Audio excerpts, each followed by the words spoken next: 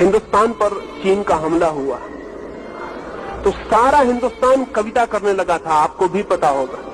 सारा हिंदुस्तान कहने लगा था कि हम सोए हुए शेर हैं, हमें छेड़ो मत। तो मैंने कई कवियों से पूछा कि शेरों ने कभी भी नहीं कहा है कि हम सोए हुए शेर हैं, हमें छेड़ो मत। छेड़ो और पता चल जाता है कि शेर है या नहीं, कविताएं करने की जरूरत नहीं होती। लेकिन पूरे हिंदुस्तान ने कविताएं की, जगह जगह कवि सम्मेलन हुए, लोगों ने तालियां बजाई, और जिन लोगों ने कविताएं की, कोई को पद्मश्री की उपाधि मिल गई, कोई राष्ट्र कवि हो गया, किसी को राष्ट्रपति ने स्वर्ण पदक भेंट कर दिए, और चीन हिंदुस्तान की जमीन दबा के बैठ गया। और वो सोए हुए शेर तब फिर वापस कविता करके सो गए, उनका कुछ भी पता नहीं चला कि वो कहां चले गए।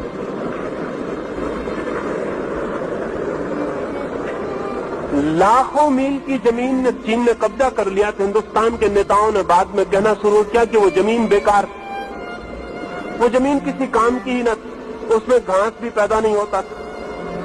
अगर वो जमीन बेकार थी तो फिर जवानों को लड़ाना बेकार, पहले ही जमीन छोड़ देनी थी। और अगर जमीन पर घास भी नहीं उगती थी तो उसके लिए लड़ने की कोई जरूरत नहीं थी। तो मैं उन नेताओं से कहता हूं कि अभी भी देश में जितनी जमीन और बेकार हो उसे चुपचाप दूसरों को दे देना चाहिए, ताकि कोई झंझट ना हो, कोई झगड़ा ना हो।